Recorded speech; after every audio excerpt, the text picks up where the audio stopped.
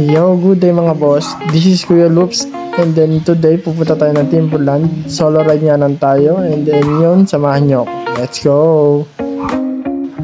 First stop for today, and bumili lang ng Yakult and then isang chocolate para mamaya sa ahon may konting energy ako.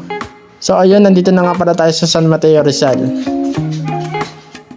So ayun guys, good morning again. Back to saddle na tayo.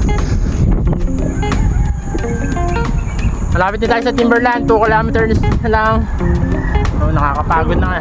Nakaka 22 kilometers na tayo. So may natitira pang 2 kilometers bago sa Timberland. Kita lang kami. Let's go! Kung sino na yung mga nakapunta dito sa Timberland, ito yung unang ahon na magpapadubok ng bozo mo. Sana all! So ayun guys, nandito na tayo sa Timberland, San Mateo, Rizal. And then mamaya aakit na tayo, konting pahinga lang.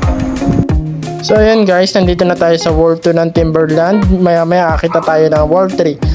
So dito nag-drops ako ng konti. And then hindi na ako nakapag-video kanina sa ahon, gawa ng sobrang tarik ng ahon. And then makukunat din syempre. And then yun guys, nandito pakita nga pala ako ng Wall 3 ng Timberland. So guys, ito yung lugar na hindi nakakapagod puntahan or hindi nakakasawang puntahan kasi nga payapa yung lugar and then malayo sa toxic na chismosan yung kapitbahay. And then yun guys, nandito na tayo sa Wall 3 ng Timberland and then maya bababa na tayo. Konting picture lang and then konting video lang and then yun, baba na tayo. Let's go! Bababa rin tayo, God. Oh my God. Let's go.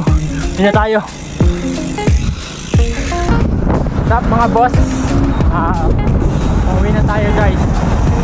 So yun, hanggang dito na lang yung ating video. Maraming salamat sa panonood.